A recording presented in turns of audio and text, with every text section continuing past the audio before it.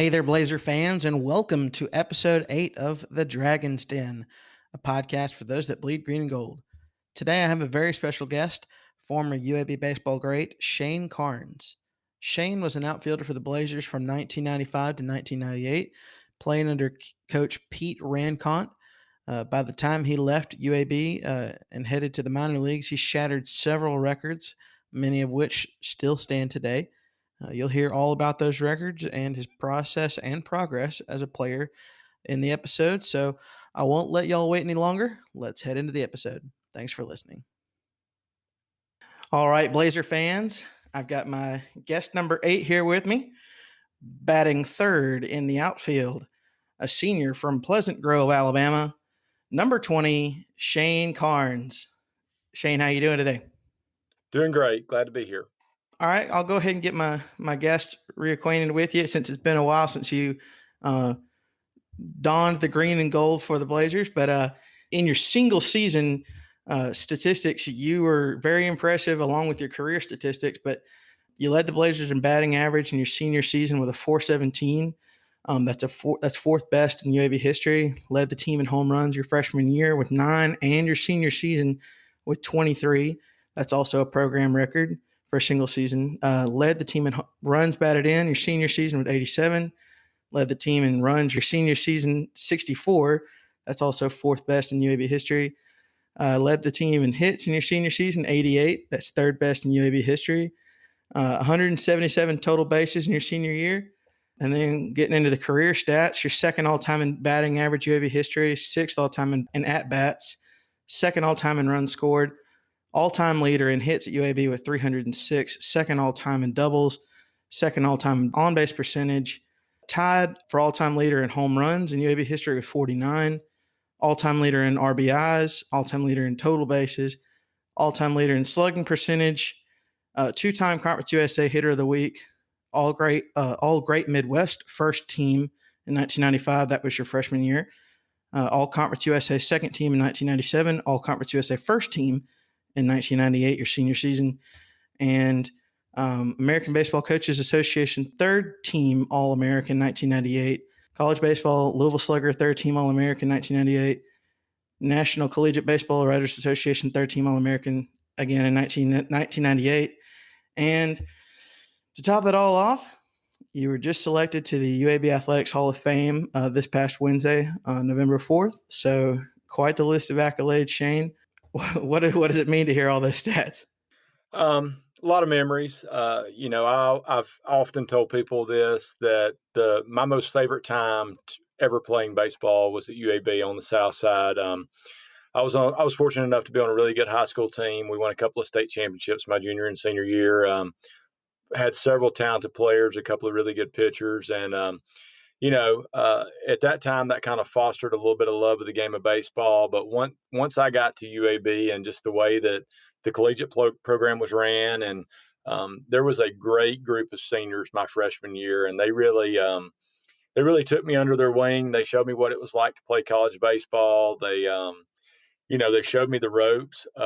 But most importantly, they showed me what it meant to be a great teammate, and really that's probably one of the greatest lessons I learned my freshman year was, how to be part of a team and how to put others first, and all of us kind of working together to form to get a common goal. But like I said, playing at UAB was definitely the highlight of my career, and enjoyed the opportunity to play minor league ball, but definitely playing at UAB and just playing at J.D. Young Memorial Field on the South Side, to me, it was nothing better. That's awesome. So you mentioned you from Pleasant Grove, and you went to Pleasant Grove High School. So what ultimately made you choose UAB? There were a couple of factors. I had a couple of visits. I went down to Montevallo. Coach Reasoner was down there at that time, and then Coach Putman was recruiting me from Wallace Hansville. Being from Pleasant Grove, that was a little bit further distance to go. In baseball, you really don't get those luxurious scholarships like you do maybe in football, where everything's paid for. So financially, for my family, we weren't poor by any means, but we weren't rich, and so financially, it was just an easier decision because I could stay at home and commute back and forth. And as a kid, UAB being so close, I can remember going to UAB basketball games and how much fun that was. And I'd been to several UAB baseball games during the time, and they were just starting to get a football team, and it was just an exciting time. And just felt like the best fit for me at the time. I really wanted to go somewhere where I knew that I was going to have the opportunity to play for 4 years, and um, I felt like, I was not a naturally just gifted person. I was somebody that had to work at it. And so I felt like if I got in as a freshman, that would give me a year or so to work at it and, find maybe wiggle my way into the lineup, by the time I was a sophomore or a junior. Okay. And you kind of did allude to it, but one of my other guests, Ryan Keaty, also Blazer legend in baseball, and he went the route of community college, going to Wallace State. And you did, like I said, you did allude to it, but did you ever consider the JUCO route just to kind of build your skills a little bit more? Or did you think you were going to get a better experience at a place like UAB?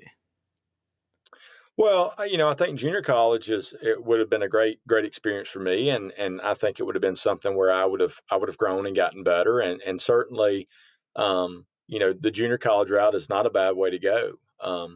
Really, for me, it just really boiled down to with the proximity of where I was from.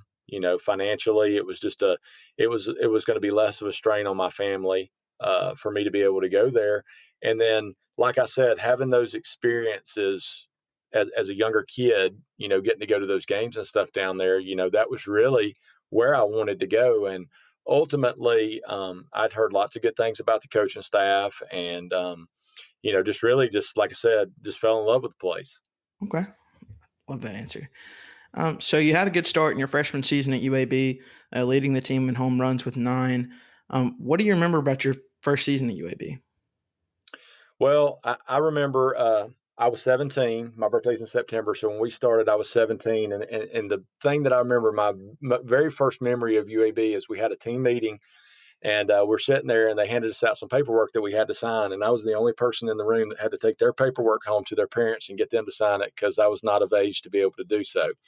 Um, but as a freshman, there were lots of talented players on our team. There were some guys that were just really, really good players that had played in summer leagues in Alaska and had gotten a lot of accolades. And coming in and seeing those guys play and knowing where I was at as a player and where I needed to get to be considered to be, a guy that was going to get some playing time, I had a lot of work to do. And like I said, I was a hard worker anyway, because like I said, I was not a very naturally talented athlete growing up, and I always had to put in the time and effort. So my body changed a little bit my freshman year. I developed a little bit. I'd got in the weight room and got a little bit stronger. And, pretty much we had our team meeting at the break before Christmas. And, sat down and talked with Coach Rankai. He's like, look, you may get some spot playing time, but don't expect to play too much. And when we came back after Christmas, I'd gotten a lot stronger over the break, and we came back, and just I kind of got hot there in those inter squad games we were playing. I had a couple of home runs, and the next thing we know, we're at Vanderbilt, and my name's in his very first college game of the year, my very first college game ever, and Coach Rancott says, "Hey, by the way, you're playing right field today and hitting seventh." And I was like, "Okay, great," and obviously it was a very exciting experience. My first collegiate at bat, I struck out. My second collegiate at bat, I struck out again. So, it was two pretty tough at bats against some very good Vanderbilt pitching. And then the last at bat, I hit a really, really hard ball, but it turned into be a double play. So, my first game as a freshman, I counted for 4 outs and 3 at bats. So, not the best start. But as the season went on, when you're hitting seventh or eighth in a lineup, people really don't know who you are. Obviously, me being a freshman, they didn't have a clue who I was. So I got lots of fastballs, and I figured out that, I could hit those okay. So I tried to, hit the fastballs when they came to me. And there got to a point during the year to where, I'd never really been taught how to hit. I was basically just going off of, see ball, hit ball. And as the season went on, I had some of the older guys going to me, what's your secret? You we're playing a doubleheader and you get 5 hits in a day. And I'm like, guys, there's no secret for me. There's no thought process. I'm just going up there and swinging the bat. And um, as the season went on, guys started to figure me out, and I struggled a little bit toward the end of my freshman year, and I really grew from that. It was good to have that experience, to get all that playing time that early in my career, and the opportunity to have some success, but also to have some struggles there. Really helped me when I translated into the summer. I had some things I needed to work on to be a better hitter. Okay. And, you know, you went from your freshman year to your senior year, and, we see the massive progression that you had from your freshman year to your senior year, breaking all these records and holding on to a lot of these records still. But what do you feel like, helped you out in your growth in hitting and, as an all around player from your freshman year to your senior year? Well, there's lots of things that helped. One, being in the weight Mhm. room and getting all those reps and getting stronger obviously helped. Um, After my freshman, sophomore, and junior years at UAB, I went up to Waterloo, Iowa, and played in the collegiate summer league. It was a wood bat league called the Northwoods League, and played against some really good players.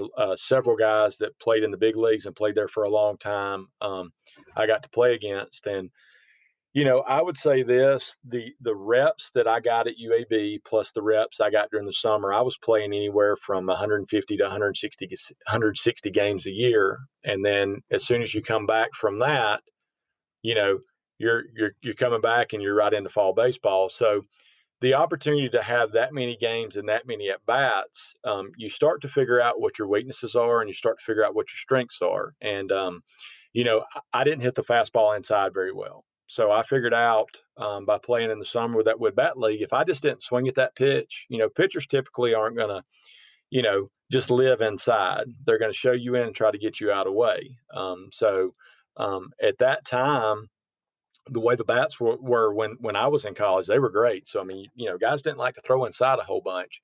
So I figured out I liked the ball away, and I tried to be selective when I was hitting. But I really learned a lot about hitting just from the different guys that I played with. We had lots of conversations about their philosophy, what their thoughts were. Different coaches I played for during the summer, along with the ones that I had at UAB, and I kind of developed a little bit of my own philosophy of hitting and what I thought was going to help, get me. Ultimately, I wanted to go play minor league baseball to the next level. Um, so, just a lot of hard work, a lot of conversation, and really the single biggest thing that helped me out was just the amount of reps that I had, but between the time I was a freshman and a senior. Okay. So in your senior season, you recorded the most RBIs and home runs in a single game in UAB history, hitting three home runs and racking up 10 RBIs in a game against Alabama State. Uh, do you remember anything from that game? I do. I think back to that game a lot. Obviously, you know, like I said, I didn't realize I'd driven in 10 runs till the game was over with. I knew I'd hit 3 home runs, obviously, because, it's something you really don't forget. And anyway, the guy that was a left-handed pitcher for Alabama State, and he threw me 2 good pitches. I was down 0-2. He threw a really good pitch. I just happened to stay back, and I kept my hands through the ball, and I was able to pop it out to right field. And the next at bat, he got me down 0-2 again, and he kind of hung a breaking ball that time, and I hit that one out. And so I'm coming up my third at bat, and we talk about the process of between my freshman to senior year, just those reps. You start kind of trying to figure out what pitchers are going to throw you. And so when I come up to face him, that last at bat, the bases were loaded, and pretty much at that point, I knew I'd hit 2 breaking balls out, so I knew he was not going to throw me a breaking ball. So I was sitting dead red, first pitch fastball, and I got it, and I mean, it wasn't a terrible pitch by him, but it was just a good swing. And when the ball hit the bat, it just jumped right off of it and carried out of the ballpark. And you know, it was obviously a great day. Anytime you hit 3 home runs in a game, that's obviously something special. But after the game was over with, getting everything cleaned up and getting ready to walk back over to the locker room, and then there comes Coach Rancott with the stat sheet. He said, "Here, take this." And I was like, "Okay." So that's not something we really did. And he said, "You drove in 10 runs in one day." He said, that may not ever happen again. So keep this right here. So obviously, it was a very special feat, and um, it was really just really a fun game. Had an opportunity to come up for a fourth at bat, and there was runs at second, third, so they put me on. So I didn't get an opportunity to hit another one that day, but all around was a really, really good day. That's awesome. UAB never seemed to get over the hump while you were there. Records from freshman year to your senior year: 34 and 22, 33 and 25, 31 and 29, 29 and 24, respectively in those years. But there were some semi-deep conference tournament runs. But do you feel like there was a piece of the team that you felt was missing, like a pitcher or batter that would have been good to add to the team, or was it just y'all were in a good, very talented conference? Well, I think there were several reasons, and I don't want to throw any discipline of our team under the bus. So I'm gonna be careful in my words. We had a very, very good hitting lineup. And that was partly due, or part, our lineup is part of the reason why I was able to be so successful is because the guy hitting behind me was a guy named Rodney Eberly, and he was a really, really good hitter. And so, if you pitched around me, you had to face him. So, I mean, it wasn't really an easy thing for pitchers to face. You know, we had we had several guys my senior year. We had several guys in our lineup that hit more than 10 home runs in a year, and if you go through college baseball today, you don't see that very often, just because of the way the game has changed and everything. Back when I played during those years, the bats were really, really good.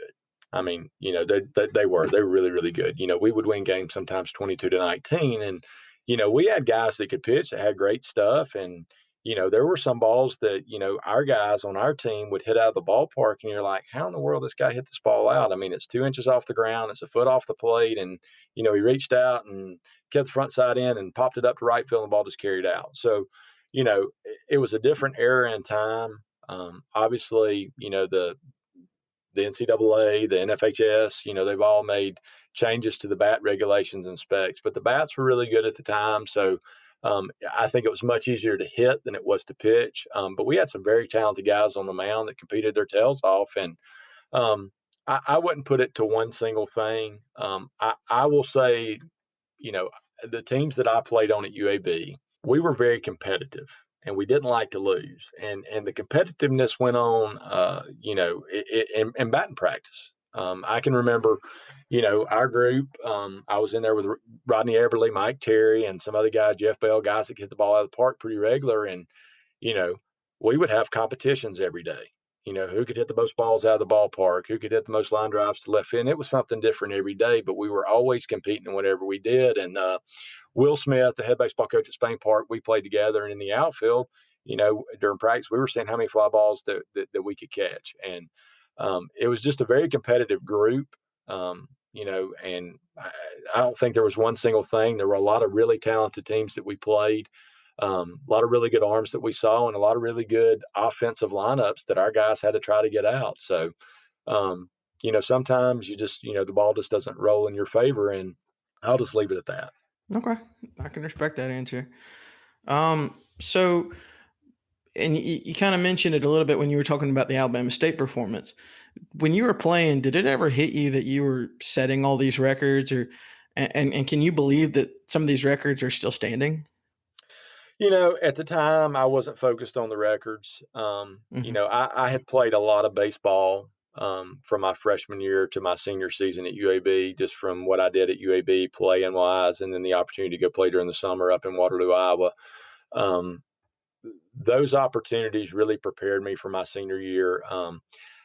I will say that when I left Iowa after my junior summer, I thought I'd figured out how I could be the most successful at the plate. I cut my swing down a little bit. I really focused on cutting down the number of strikeouts that I had. I was averaging at UAB about 50 strikeouts per season and about 25 walks. And when I got up that summer, it was a wood bat league. Like I said, I hit close to 400. And, at the end of the year, one of the guys I played for was a guy named Tim Evans. He was a replacement player in the big leagues. And one of the things that he always stressed to us was, 2 strikes, shorten up, spread out, and let's try to get the ball put in play. And so I took that mentality back to UAB with me my senior year, and I was able to cut. And the reason why my average jumped so much my senior season was not really that I did anything that I was that much better of a hitter. I think statistically speaking, I cut my strikeouts down from 50 to about 25, and my walks doubled. And so I had fewer at bats, but still got about the same amount of hits. So that's why the average went up. But as far as the records and everything, that was never really something that I thought about a whole bunch. Obviously, people mention things to you, and you're like, "Hey, that's cool." But I also think when you're involved in the season, you're the age that I was. You're not thinking about those things. You got a group of guys that you love, that you're, like I mean, I would consider to be family. We spent a lot of time together in the locker room. We spent a lot of time together on the field. We spent a lot of time together on the bus. And here's the other thing, that's who you hang out with because you have the same schedule. So, just the opportunity to play with those guys and the bonds that we developed through the years, and obviously with, like it's really great now because you got Facebook and Twitter, and the guys you played with from other states you can keep up with on a regular basis. Okay. So after graduating at UAB, you were selected in the 24th round by the Philadelphia Phillies, and you played 172 games in 2 seasons at the single A level in minor league. What was it like playing in the minor leagues? It was a great experience. I got to meet a lot of fantastic people. Pat Burrell was the number one overall draft pick the year that I got drafted, and so anyway, long story short, I go up to Batavia, New York, and play. And I'm this Southern boy out in Western New York, and I get up there, I get the opportunity to play. Had a really good season. I started out kind of slow, but picked it up. Had a really good year up there. Met lots of great guys. Not trying to name drop or anything, but I got to play a season with Ricky Williams, the running back from Texas. He had gotten drafted. Uh, by the Philadelphia Phillies a year or so before. And anyway, he would come up and play short season A ball for the summer before he went back to football at Texas. And, just walking in there that first day and seeing him, like I knew who Ricky Williams was, but I didn't know he was sitting in the locker room right next to me. So getting the opportunity to meet him and all the other guys that I got to meet during my time there was really good. Lots of good people. I really learned a ton about the game of baseball.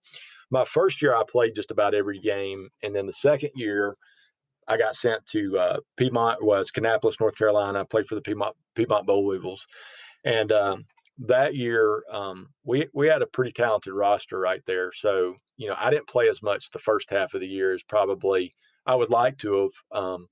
But I spent my time, picking the coach's brains. I stood by our pitching coach a lot, even though I was a hitter, because I was trying to figure out how he was trying to get hitters out, because I thought that may benefit me if I understood more what was in the minds of the pitching coaches and things like that.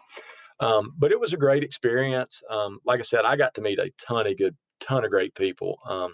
I got to sit, I stood 3 feet from Kurt Schilling while he threw a bullpen. And, just as a kid growing up, watching him on TV, and now here you are standing right next to him and you're watching him throw a bullpen.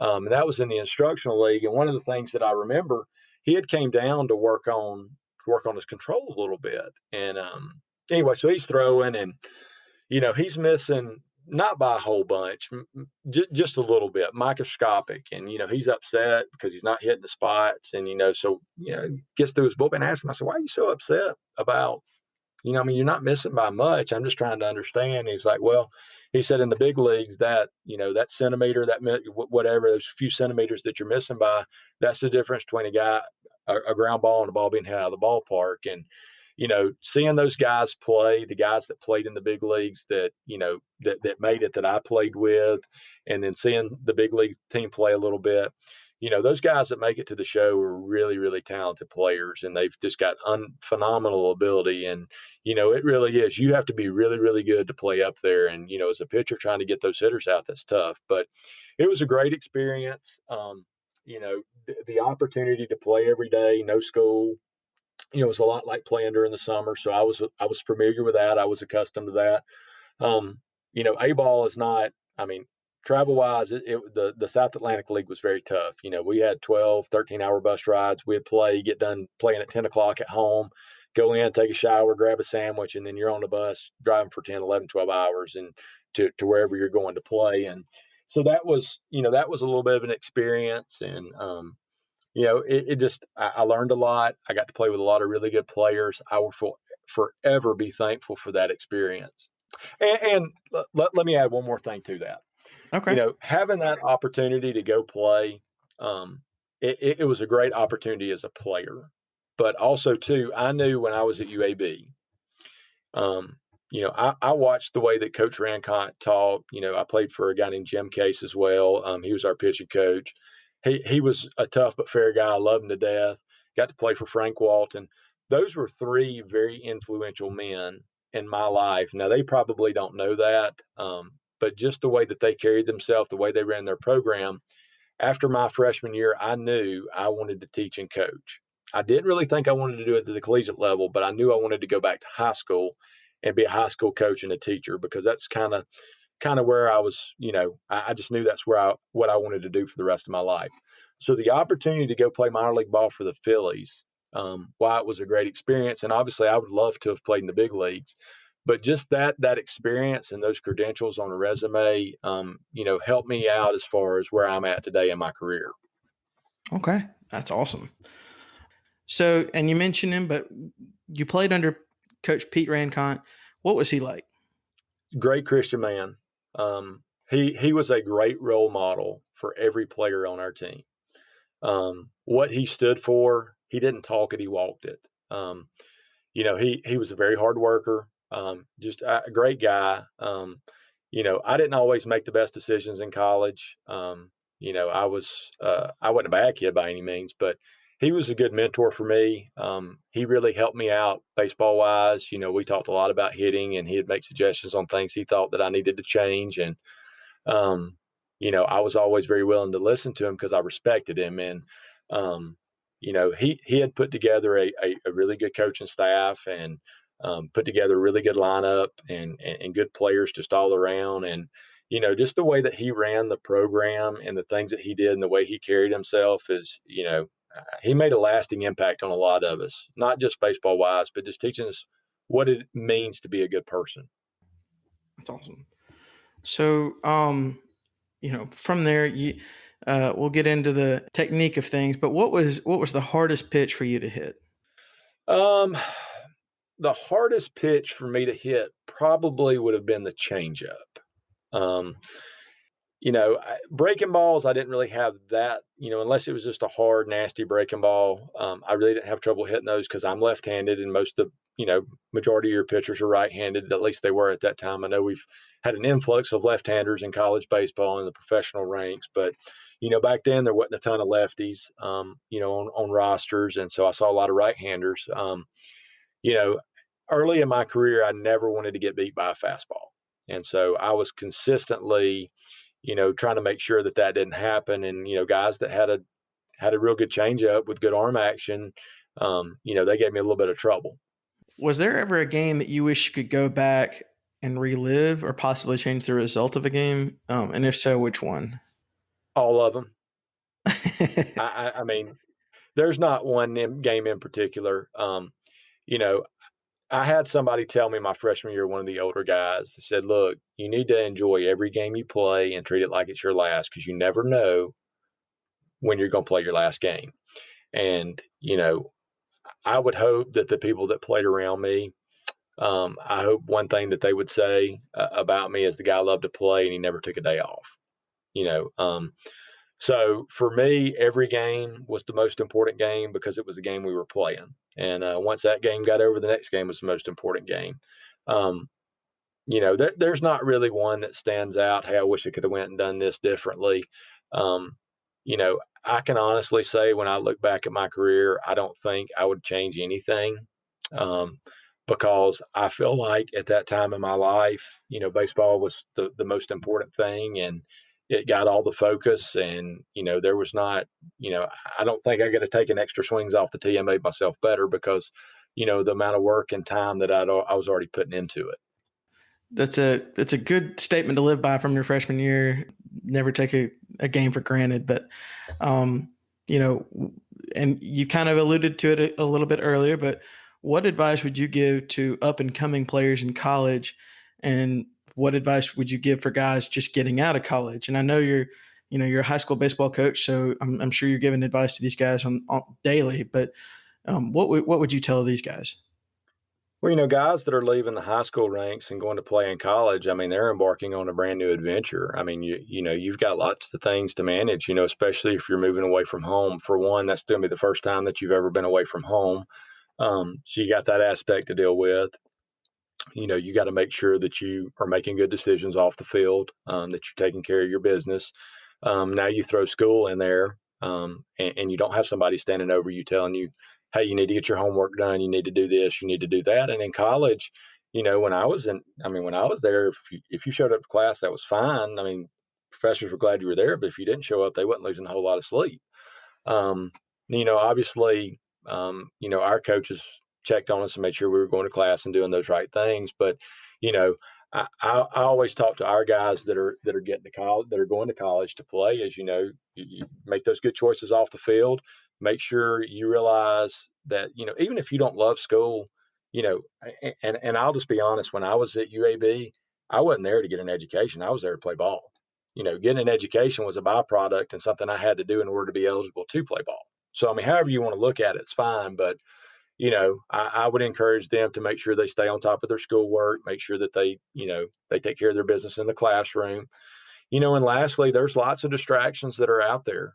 Today is worse than ever with cell phones and, just the amount of technology that's out there. And a lot of times what, we see at the high school level is, when things get hard, kids, sometimes they don't know how to handle that. And if you're leaving high school, you've probably one of the better players on your team, and now you're going into a situation to where you may not be one of the better players on your team anymore. You may be one, down near the bottom, but you got to take it a day at a time. You got to continue to work to get better every day. You got to listen to your coaches and try to do what they're asking you to do, because, one thing I tell my guys all the time: when I ask you to do something, am I trying to help you or trying to hurt you? And, you know, you got to realize as a player, because we're all hard headed. I mean, as a player, you're hard headed and you haven't got to that level because you didn't have ability. But, you got to realize your coaches are trying to help you, and you have to be coachable. And, really just you've got to work hard, and you've got to learn. You've got to learn from your mistakes. And, those mistakes, I'm not talking about, you didn't study for a test. I'm talking about when you're when you're on the field and, you're at the plate and, a guy sneaks a fastball by, you learn from that. I got those, you're breaking ball away and you're pulling off, learn from that. You've got to be able to self-correct, and you need to learn from that. And, you know, take advantage of those reps that you get on a day-to-day basis. Guys that are leaving college, if they're going to play minor league ball, that's great. I mean, you've got an opportunity. You're being put in a situation to where, if you go and do well, you could make it to the big leagues. But guys that are leaving and out of college and are starting their career, the biggest thing that I would remind them: remember the lessons and discipline that you learned as a college baseball player. I know one thing that Coach Case, and I'll never forget this. This was my sophomore year. We had not been practicing very well, and if you know Coach Case at all, he's the head coach at Jacksonville State University right now. But you really don't want to disappoint Coach Case, because, like I said, he was a tough but fair man. And I remember he took us out behind left field, up past the Waffle House, up on that big hill, and he got us out there. Said, guys, look, we're going to jog up the hill and we're going to sprint down it. And I was like, sweet. You mean we get to jog up the hill? That's awesome. I can sprint downhill, right? Well, little did I know, I'd never done that before. It is much harder to sprint downhill than it is to sprint uphill, because when you're going downhill, you've got to catch up with your body or else you're going down. So I can remember being out there that day and it just being, to that point in my life, the most miserable, grueling thing I'd ever been asked to do. And, it was just consistent. I mean, I thought we were done, and it was 10 more, and then I thought we were going to be done. It was another 10 more. And it was very tough, to the point to where your legs are tired, back's hurting, you barely breathe. And I'll never forget what he told us, after that. He said, guys, we needed a day like today. He said, but in your life, you're going to have lots of bad things happen to you. And if you can make it through what we did here today, you can make it through anything in your adult life, such as, if you have your mom passes away, your dad passes away, your wife leaves you, you have a child that passes, um, you know, any of those things. But basically the point is to persevere and get through it. And, so for me, that is a lesson that still stands true to this day. My mom passed away several years ago. My dad passed away when I was 25. And, when those two events happened, that's one thing that I look back to was that point in my life. I didn't think I was going to be able to get through it. And then all of a sudden, you think back to that conversation that you had, and, that kind of helps get you through those tough times. Wow. So you mentioned a couple of influencers in the past with your baseball career, but who would you say were your biggest influences in baseball? I would have to say my high school baseball coach, Joey Lloyd, he gave me an opportunity. He pointed me in the right direction. At UAB, I had some, like I said, some great coaches, Coach Rancott, Coach Case, Coach Walton. Coach Gillespie came in when Coach Case left and went to Mississippi State, and he really pushed me to be a better hitter. He actually he left to go scout for the Phillies my senior year, and he's actually the scout that helped get me drafted. So, I'll forever be grateful to him. I played for a guy named Eric Snyder, who's now an assistant coach at the University of Louisville during the summer. He just taught me how to play.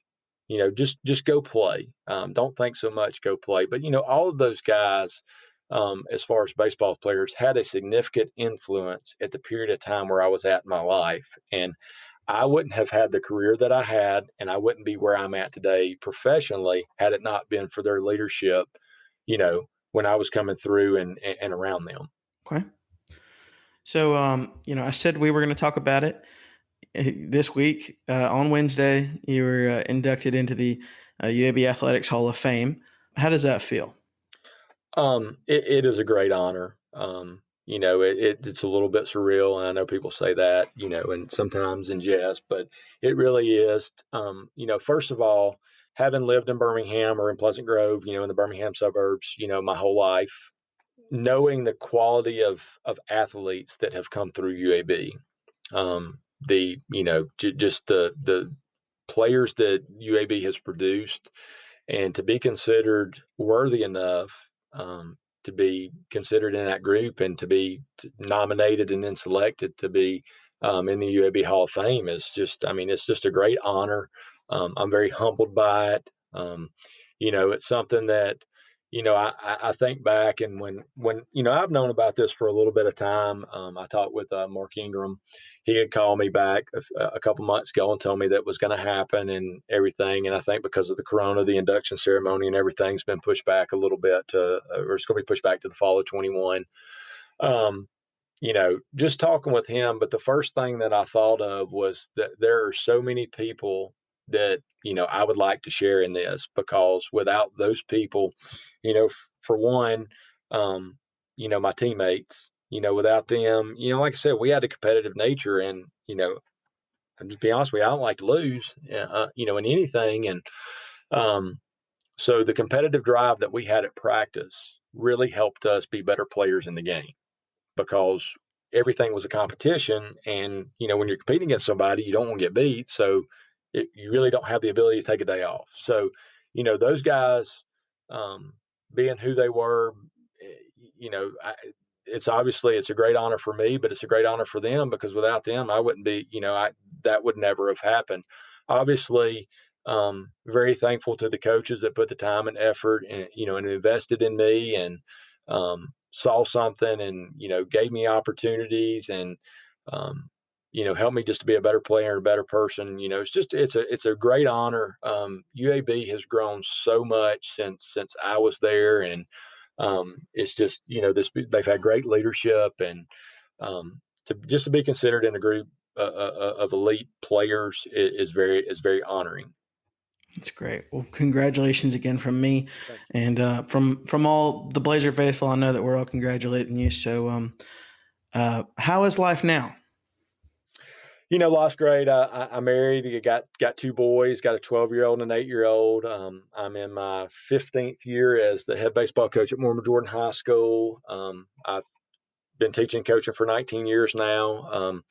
You know, I love playing the game of baseball, and it has by far been great to me. But you know, through all those opportunities playing and everything that I learned from all the wonderful people that I've been around, I've been able to relay that, convey that, teach that to the guys that I coach at Mortimer Jordan, and you know, it has been very rewarding to see. You know, I call them my guys, and they are. They're not my biological children, but you know, very close to being my own kids, and um, you know, the relationship that I've developed with those guys through the years and everything is just it's very rewarding. It's very satisfying, especially when those guys are able to be successful.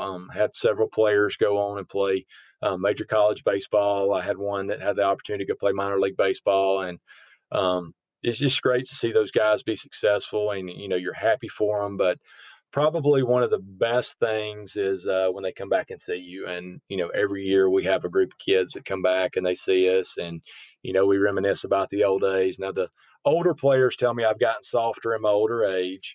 I don't know if that's true or not, but life's good. It's very, very rewarding. You know, my oldest son does not play baseball. It's not for him.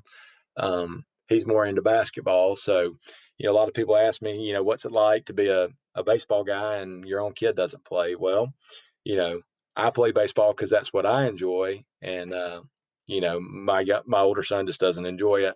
My younger son is more like me when it comes to baseball. He's very passionate about it, and you know, we're doing the travel ball scene and all that. So it's a fun time. You know, just loving life. Love my job, love where I teach, love my kids, love my family. Um, you know, and I will say this: I'm gonna give a shout out to my wife, Jamie. Being a coach for as long as I have, she shoulders a lot of the load during the springtime, during baseball season. Um, a lot of times I get up and leave the house at 6:30 in the morning, and they don't see me to midnight. You know, I'm not walking back in the door to then, and so, you know, she's got the kids, she's got the house, and she does a great job with that, and she's very supportive of what I do because you know how much it means to me. But I think she also sees, you know, the impact that what we do in our baseball program is able to make on other kids. So, just a great situation all the way around. Awesome. I love the shout out to the misses. That's great. How can my listeners engage with you now? You know, I have a Facebook and Twitter account. Obviously, I check it fairly regular. You know, I don't post a whole lot on social media. You know, if I do, it's usually about my kids. But just you know, really those avenues be really the best way. You know, they can always come out and check out a Mortimer Jordan baseball game in the spring. They'll see me out there. I guess that'd be the best two ways. Okay. So I got a couple social media questions from my listeners, and I've got a lighthearted question, and then we'll wrap things up. So All right. my first social media question comes from Beham Slant on Twitter. That's at UAB Slant. He asks, "What are the three things you believe that could be done to help UAB baseball be more competitive in the conference?" I'll ask that one first, and I'll get your answer. Well, I think one of the things that they've done, you know, they're playing the games at Regents Park. And by the way, if you have not been to a game at Regents Park, it is unreal place to go play. So I think that right there in itself is going to help UAB attract better players. You know, just the opportunity to play right there. You know, I think the coaching staff, obviously Coach Shoup, have a ton of respect for him. Even though I didn't play for him, he was at Birmingham Southern when I was coming through, and just the way that he runs the program, um, you know, I think he did a fantastic job of, you know, recruiting good young men that play baseball the right way. And I know, you know, that's being continued right now. I think really the biggest thing is just keep grinding and believing what you're doing. You know, I mean, you got to have buy-in at any level of any sporting competition you're doing. And that's you know, for me at Jordan, as I've gotten older, I don't worry as much about the wins and losses anymore. I worry about the attention to detail, how we play the game. Are we doing the little things that are going to help us be successful long term? And I feel like if we focus on those little things, we're going to get the desired outcome we want in the win loss column at the end of the year. And so I think a lot of times, the focus there's so much focus on winning, and there's not enough focus on just doing things the right way, the correct way, paying attention to those little details. And it's like in a ground ball to shortstop, you got two choices: you can loaf to first base, or you can sprint as fast as you can go. And if you can get your kids to buy into those little bitty things, say, hey, I'm gonna give it everything I got, get down the line. You put pressure on the defense. That bad throw may lead to another bad throw, or it may lead to an extra at bat in the game. So, you know, we just try to stretch the game and make it as hard as we can on the other team. And, I think, and I'm equating a lot of this to high school because that's where I'm heavily involved right now. But, when I first got to Mortimer Jordan, I felt like a lot of the time that we were looking across the field and we were playing the team in the other dugout. And, baseball's hard enough without putting added pressure on yourself. So we really focus a lot where I'm at on playing the game of baseball. We really don't care who's in the other dugout. If you put the 27 Yankees over there, the 2020 JV Mortimer Jordan baseball, we don't care who's over there. We're gonna play the game the way that it's intended to be played. And I think for any program, if you go with that philosophy, that you're going to be successful. Okay. What was your fondest memory of UAB outside of athletics? That's another question from BHAM Slant. Well, obviously, the time hanging out on the South Side on Thursday nights, being a college person, being able to go out and hang out at the music hall, Bell Bottoms was a big thing. I think it was Louis when I first got there. And by the time I graduated, it was Bell Bottoms. So that was, those were always fun places to go and hang out with your buddies. But, for me, the thing that, I haven't talked about this yet, but the thing that I enjoyed the most, I don't say the most, but I enjoyed a lot. I enjoyed the bus ride with my teammates. You know, we'd get on the bus, and if we had a 10, 12-hour ride to Tampa, Florida, we were going to be playing cards for 10 to 12 hours. And like I said, I've already told you this, we were very competitive. So no matter what we did, it was going to be a competitive thing. But just, the camaraderie, UAB to me, I had a lot of friends that went to UAB that were not, baseball players, just from being around in the area. But, really enjoy going to the basketball games. Cincinnati was really good at the time that I was there, and UAB was just a thorn in their side. And we knocked them off twice. And I can remember sitting in Bartow Arena, and we were 15 points ahead of Cincinnati at one point, and ended up winning by like 7 or 8. And Bob Huggins was the coach at Cincinnati at the time. I mean, it's a great atmosphere. Lot of fond memories. I'll forever be grateful for. Okay. And his last question, and it's something that I've gotten a recurring question from him. I had to ask Darian Smith, but what was your off-campus go-to restaurant when you were a student athlete at UAB? Hands down, Milo's. At the time growing up, who doesn't like Milo's, right? Milo's wasn't everywhere. The only one that I knew of at that time was the one downtown. So, we ate in the HUC a pretty good bit, but there were 2 days a week we were going to Milo's to eat lunch, and by hands down, by far and away, was my favorite meal to have while I was down there. And by the time I'd gotten a little bit older, and Milo's had kind of worn a little bit, obviously we had discovered Dreamland was back over there in the back, right there at the bottom of Red Mountain. So we ventured over there a pretty good bit as well. Okay. And another social media question from Ryan Keedy, former UAB Blazer great, along with you, at rkeedy1121 on Twitter. He asks, what size bat were you using in the photo that I used on the graphic? And he also asks, when are we teaming up on the golf course for a lefty 2-man scramble? All right. So Ryan is the head coach at Gardendale High School, Yeah. and I'm the head coach at Mortimer Jordan. And we're supposed to be like this big time rival and like hate each other. But Ryan and I are really good friends. Have a lot of respect for him. Ryan was a fantastic player at UAB. If he would have had more years, he would have probably shattered every record that I have, because he was just that good. And, Ryan and I when our teams play each other, he's got a lot of respect for me. I got a lot of respect for him. We're going to get after it. But as soon as that game's over, we're back to, just being buddies. And so, Ryan, to answer your question, that was probably a 34.5-inch bat, because with a -5, it was only 29.5 ounces. So I tried to swing the longest bat possible. And as far as the golf, anytime you want to go play golf, buddy, I'm out to go with you. Awesome. That's great. Uh, And let me throw this plug in for Ryan too. So the other day when UAB athletics rolled out, hey, that I'd been selected, to be in the UAB Hall of Fame. I'm at work and I'm doing things, and I look down at my phone and there's a text from Ryan Keaty, congratulations, coach. Well, like, I don't know what Ryan's talking about, and but then I got a couple more notifications on my phone and I figured it out. But you know, Ryan's first class guy. Think the world of him. Great player, and I listened to this podcast last night since I knew it was going to be on. I needed to know, kind of did my research a little bit, but just a great guy, and thankful he's a good friend of mine. that's awesome. That's great. My final question, a lighthearted question I do for all my guests, and this one's a little bit more sports centered. I usually try and stay away from the sports, but would you rather be the best player on a bad team or the worst player on a great team? Hands down, the worst player on a great team. And here's my reasoning for that. If you're a great player on a bad team, your opportunities are limited, right? Okay, you're probably not going postseason. If you're at the collegiate level, if you're a bad player on a good team, you're going to have many more opportunities, many more games.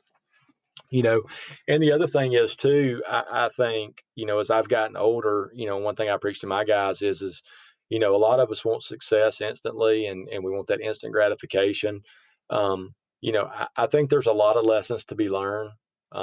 If you're not one of the best guys and you're a role guy and you got to play on a team, I think that teaches you, one, you learn to be a good teammate, but two, I think it helps you become a good employee later on in life. And so um, I don't know that I would have answered the question that way when I was 21 years old, but I don't think at 21 you've had enough experience to really know what's important in life. But I do think if you're the worst player on a bad team, that you do have a lot of opportunities that's going to be provided for your team and for your teammates that you wouldn't have had it be the other way around. And um, you know, if I could be the worst player on a national championship team, I could still tell everybody, hey, I'm a national champion, right?